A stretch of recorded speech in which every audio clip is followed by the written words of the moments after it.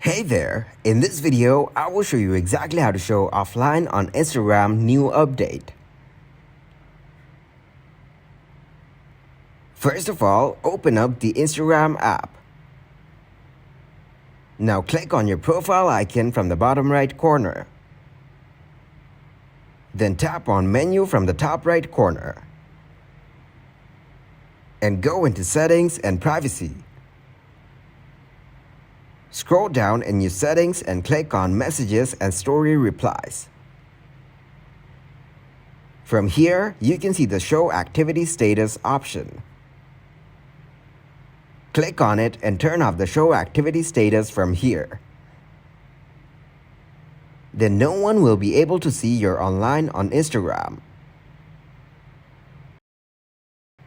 Thank you very much for watching, and don't forget to like the video and subscribe to the channel.